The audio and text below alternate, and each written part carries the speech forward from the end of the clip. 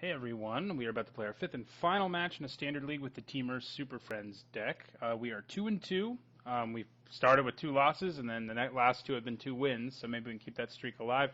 Every round has been 2-1, whether we won or lost, though, so either way our deck has been fairly competitive, and that's really the goal of this series, is to make budget decks that are fairly competitive against the higher tier decks. I think that basically proves to you that they can be taken to your Friday Night Magic scene, which is going to usually be less competitive than even a friendly league on Magic Online. So hopefully we can finish 3-2. If I do, that means I get to enter next week's league for next month's league for next month's budget MTG for free, basically. So that's the goal here. So I'll see you guys when I have an opponent.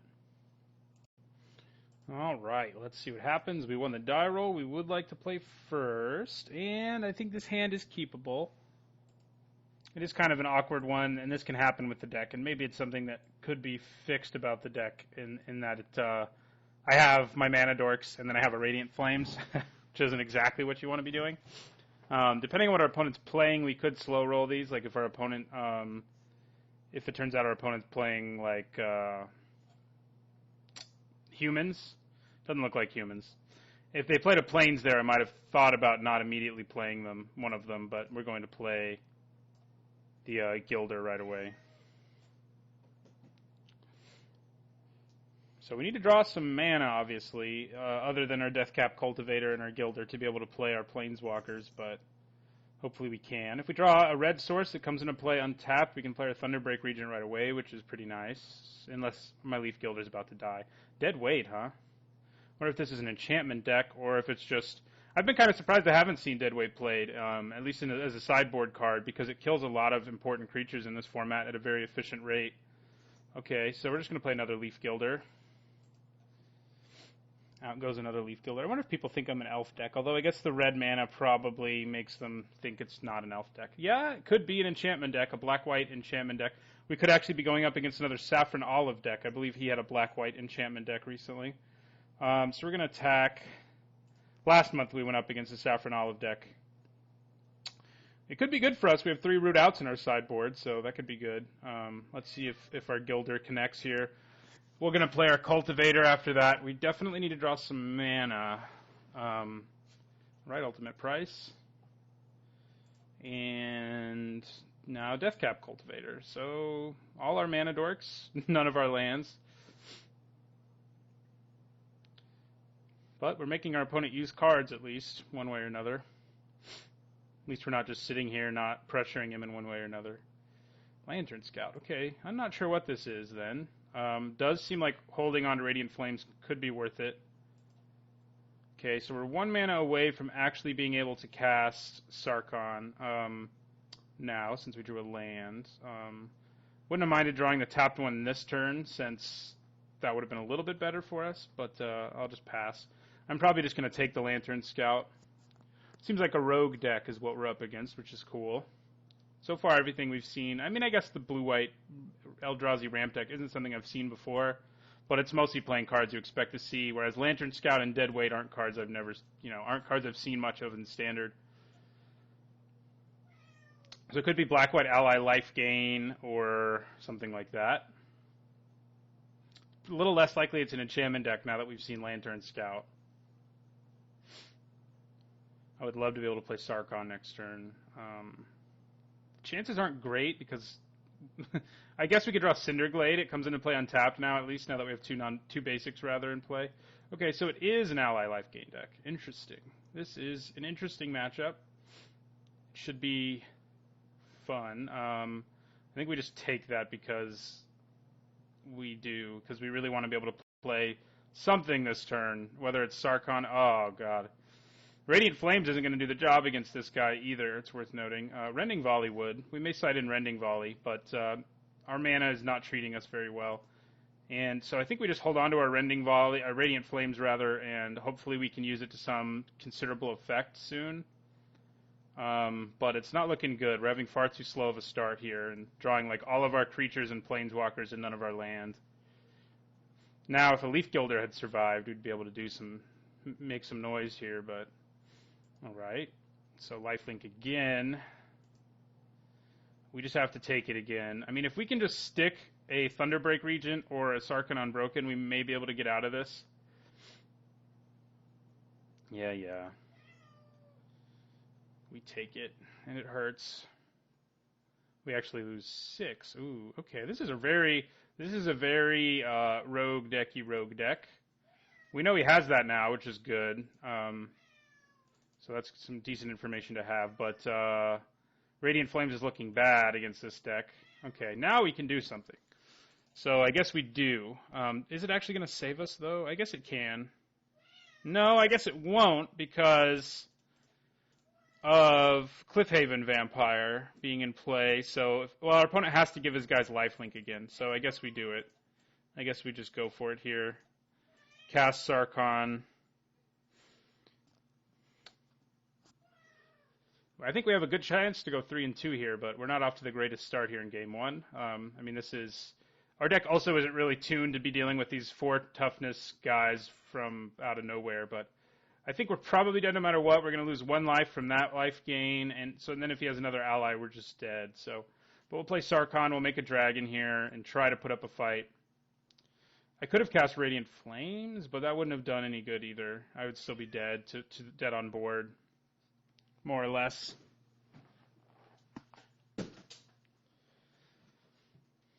All right, so we have a dragon now. Does it matter? Rending Volley does seem appealing, although it can't deal with Vampire Envoy. Yeah, I don't know. Yeah, we lose. All right, well, we got destroyed by this black-white life gain ally deck. Okay. We do not really have a sideboard in place for that. This is like Tears of Valakut would be beautiful in this sideboard. I had it in different versions of the sideboard, but decided to play Root Out after playing a million Goggles decks, which, of course, we didn't actually run into. So 3 is probably too many, but... So I think we probably cut 1 Radiant Flame. Excuse me. We probably cut 1 Radiant Flames. Rending Volley does seem like it'll have a decent number of targets. So maybe we can even cut 2 of them. And we just have to hope for a better mana situation. That's going to be key here. All right, so Negate, Disperse, Dispel, none of those seem great, although we did have a combat trick, and that makes Disperse a lot better. But I'm not super worried about that combat trick. All right, I would like to play first. Okay, I like this hand more than I liked the last one, for sure. So we got Oath of Nissa for turn 2. Lots of lands that come into play untapped, which is good. And hopefully we can play an early monster of some kind. Our opponent is mulliganing. I think he did last game too, though, and he still beat us. We had our struggles last game, though. Let's see if we can avoid those this game.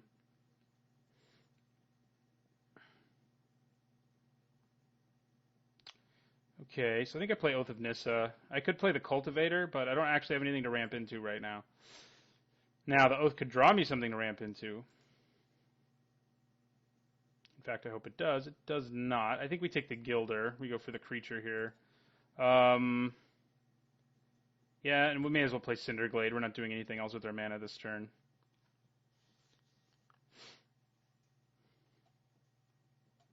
We also have Oath of Jace to dig us to something worth ramping into. Right, removal's good, too. I think we go ahead and play a Leaf Gilder. I mean, it actually puts some pressure on him. I'm going to do it like this, though. I mean, at least pretend like I have Fiery Impulse in my hand.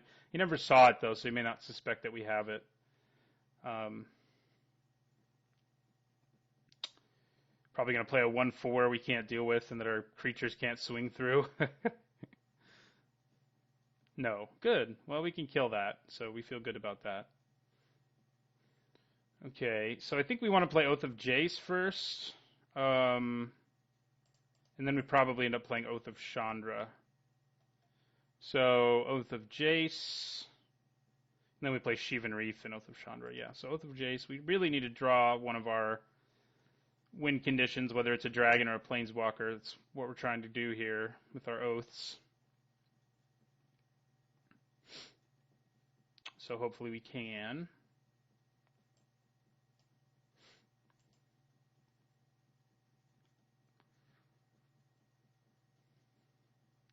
Nope. Okay. Well, Fumarole can be a win condition. I think I still discard one of them and a Shivan Reef. I'd rather have the Lumbering Falls to some extent. And then we go Oath of Chandra and kill that creature. All right. Well, we are out of ways of digging through our deck, but because we've seen as many cards as we have, there's a decent chance we draw into an actual threat. I'm hoping we do, anyway. We've assembled our 3 Oaths. Lantern Scout number 2, huh? I wish I was scrying right now. All right, there we go. That's the kind of thing we wanted. Okay, so we play Arlen here. Actually, it doesn't matter how I tap my mana for the most part. I always forget that. And we end up wasting a little bit of time. So we're going to put a wolf token into play. And then we're going to play Lumbering Falls, and we're going to end the turn there. And that burns our opponent for 2. So we get that going for us. We now have Scry online, too. We can block Lantern Scout with either one of these. I would probably block with the wolf first. If he wants to use that combat trick he used, I think we're okay with it. And she can start picking things off or pumping our team. She'll probably end up bolting something first, I would guess, though. He does have flyers that can get over us if we don't have Thunderclap or Sarkhan. Whoa, okay, well, so much for that. We did get a wolf out of it. Yeah, if he attacked, I would block it very quickly.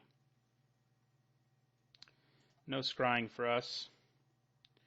Jeez, again, we're drawing all our mana dorks. Isn't really what we want to be doing. Okay. Do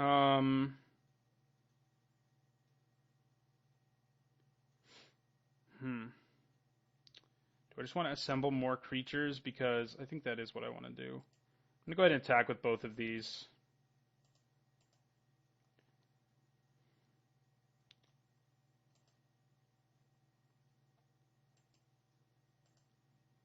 And then we're just going to go ahead and play Cultivator. I mean,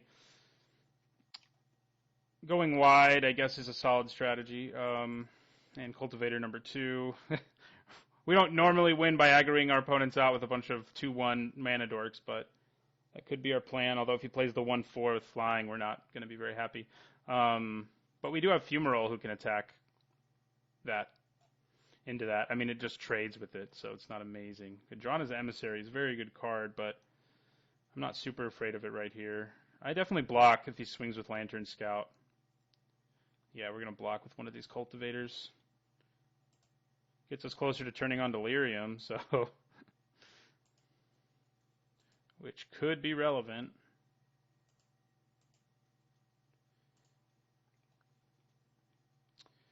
Okay.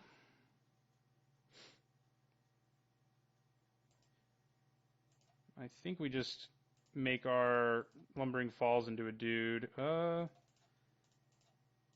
we rather make... I guess we hit for more if we do Wandering Fumarole, actually, so we might as well. The only thing about Fumarole is if he blocks, it doesn't trade. Like, they'd have to trade. But I guess that's a trade I'm okay with, honestly. So, yeah. Oh, I need to do this differently. My mana's not whatever I want it to be for everything, so, unfortunately. Okay. Now we're just going to swing with everyone. Keep the pressure coming. We could have played our Deathcap Cultivator, but I don't think it was worth it. He could have his trick. Doesn't look like he's going to use it, though. So we're going to switch these. So that's 4, 6, 8, 10. Damn. Are we going to win with creatures this game that aren't generated by Planeswalkers and aren't dragons? We might. So we go to 18. Our opponent goes to 5. What else does he have? We have so many things we want to draw. We could also draw Oath of Nissa or Oath of Jace and help us draw into those things. That's kind of what we need here. Oath of Gideon, huh? Okay. All the oaths are on the battlefield. How about that? Because there's not a black one. It's a strange cycle. So Oath of Gideon is pretty good right now because it can just trade basically for both of these cards, which isn't especially good for us. 1, 2, 3, 4, 5, 6, 7. We don't quite have the mana to activate both our man lands. Please don't give me another land. Don't do it. There we go. I mean, not the most exciting, but I'll take it. I will take it. It allows... What does it allow me to do? Not a whole lot, actually. I think we attack with our wolf token. And I guess we can actually animate one thing and attack, although then Kiora is probably going to die. Do I just animate my stuff? 1, 2, 3, 4, 5, 6, 7, 8, 9. So actually we have enough to attack with both, right? No, just one. Do we just keep being aggressive and hold on to Kiora? We can also play another Deathcap Cultivator right now. Kiora could turn on Delirium, but that's not really relevant right now. The problem is he can block with his freaking core allies, but if he's going to take my Fumarole, he's in a lot of trouble too. Okay. So, I think I'm actually going to go with this. This allows me to also play Kiora if I do this.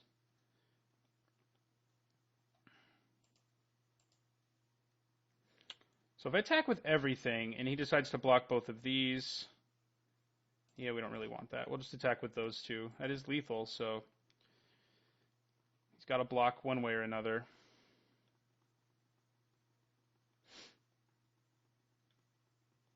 Kira's like it is a Planeswalker, but it's the one we wanted to draw the least out of all of them, basically. Okay, so that drops him to 3.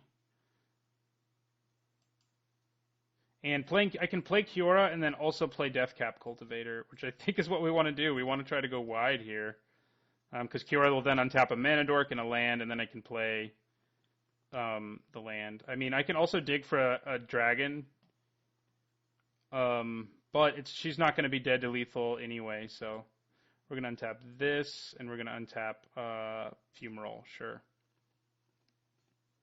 Oh, it's also going to drop him to 1. God, I forgot about that. I need to learn how to play my own deck. I always forget about this damage. If we'd swung with everything, he might have just been dead because of Kiora doing 2 damage to him. So hopefully we don't lose the game because of that. So we're going to play another Deathcap Cultivator.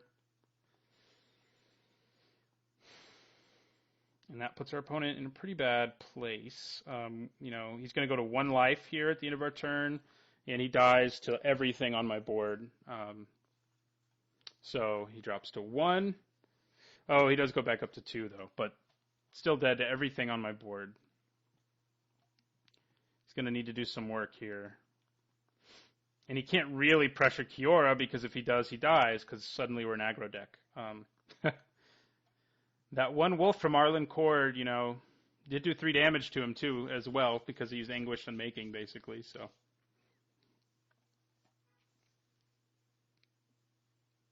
And we do get to scry if Kiora survives the turn. Obviously, he can't cast Anguished Unmaking this time, so we do have that going for us. So how many Mana Dorks this game? 4 of them. I think we had about that many last time, too.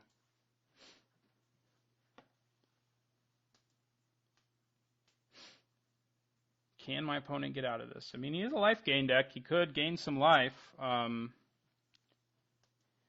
So let me think here. If I had attacked with all 3 of these and my land... I wouldn't have actually been able to cast Kiora the same turn if I did that, though, because I needed the mana from them. So I don't think he would have been dead. Just close to it. We definitely use her -2 next, I think. I mean, it's going to suck if we hit a Planeswalker. But we at least turn on Death Touch, most likely. And we might hit a dragon. All 4 of them are still in our deck, so it is a real possibility. He could be about to play freaking the 4/6 lifelink Vigilance guy, which would definitely be a problem if that's what he's going to do here. Okay, we get to scry. Um, Yeah, I mean, I think we put that on top. Gives us a much more, many more cards we get to see this turn, basically. So I think we play the Oath first. Get rid of the other Oath, which gets us 3/4 of the way to Delirium, which only sort of matters right now, but hey, Thunderbreak Regent, yes please. About time. Um, okay. So can I use Kiora again to make it so I play Thunderbreak Regent in my second main phase? If I animate this land and attack, and then attack with like these two things, I might be able to. 1, 2, yeah. The problem is, let's see. 1.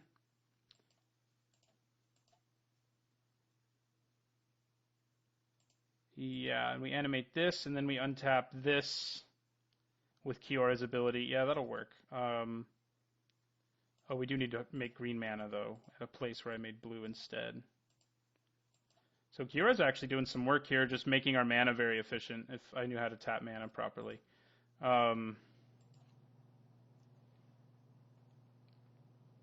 Now, he may just be dead on the board, but considering the fact that he didn't just, like, scoop, it makes me... I mean, I'm going to attack with enough that if one gets through, it's lethal.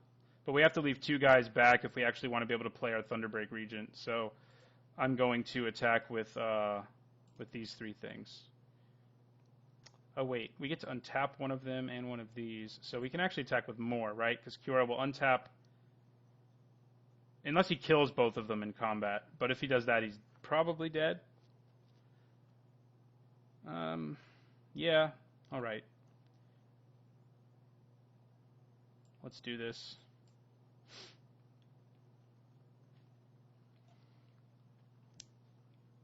See if our opponent's dead or not dead. All right, he's dead. He was just making us sweat and think a lot there. Okay, so no reason to blow up the Gideon Oath. I don't really see a reason to want to do that. Our Radiant Flames seemed better in that game with the creatures we were looking at. But still not incredible. There's too many X4s in his deck for it to be at its best. And we still want Rending Volley. We saw another creature that dies to it. So, yeah, let's just go into the next game.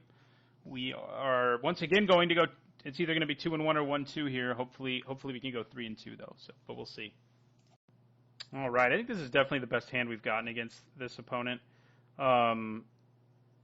We can play a turn 3 Thunderbreak Regent, which is always a good thing.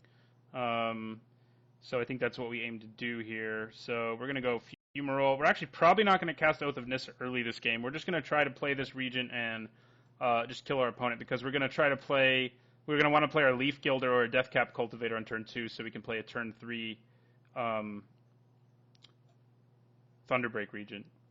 Okay, another thing that'll gain him life. Ooh, now we have 2 Thunderbreak Regents. Alright, except we need to take 1 damage. So we'll play out our Leaf Gilder. So next turn we can play Thunderbreak Regent, and we can throw another one down if that's what we want to do on the next turn. If our opponent doesn't kill our Leaf Gilder with Deadweight or something, we did see those sorts of spells that could kill it. And if that happens, I guess we just play Deathcap Cultivator. Yeah, there's Deadweight. All right. So we're going to have the more conventional turn 4 Thunderbreak Regent is what it's looking like to me. Which means it may be better to just play Oath of Nissa. But I don't think so. I think we just play our Fumarole. We play... And we... Well, except we... There it is. And we play Deathcap Cultivator. So next turn we can drop a Regent, follow it up with another Regent, and we can also play Jace if we want to next turn, which is worth noting. If he doesn't do anything else, that may be the plan. Chances are he's going to do something else. Because if he doesn't do anything else, I mean, we just like play Jace, bounces 1 creature, and move along. Well, it might be the plan to bounce his creature. It's pretty big when you bounce a 4-mana creature, but we may want to do that after we play a Thunderbreak Regent and sort of have some more protection going on.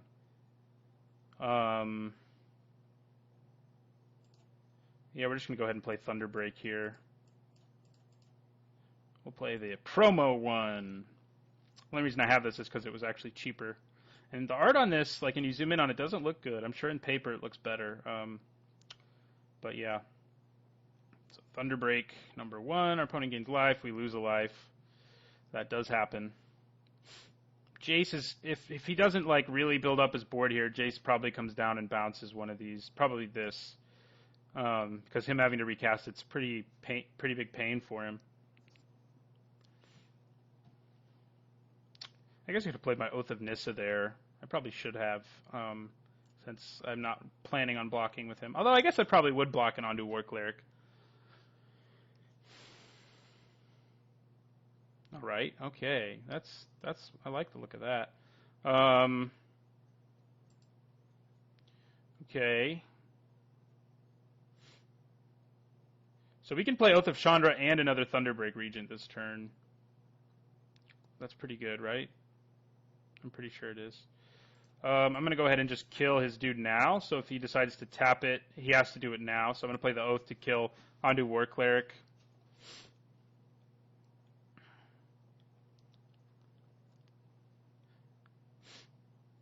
He could have his, like, Death Touch thing to save it. That's a real possibility. Celestial Flare. What?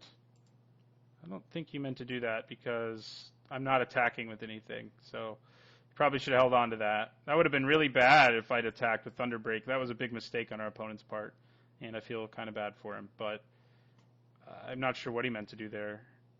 Grotesque Mutation. That's still going to die. What's our opponent doing? Just, like, throwing the game away? You just got, like, 3-for-1 because you made a couple mistakes there. And I'm okay with that, I guess. Okay, yeah, our opponent just scooped. Our opponent, unfortunately, made some mistakes there that were unwinnable. So our last match was not the most competitive. We did lose game 1, though, so no detracting from that. So, but we went 3-2 in the end. I broke even, which is good. Means next month's budget MTG is on me, basically, going 3-2. Next month will be a modern deck for the first time, and as I said in the deck tech video, a long time. But we managed to go 3-2. We faced some very heavy competition, and we did a good job. So thanks for watching, and don't forget to like, comment, and subscribe.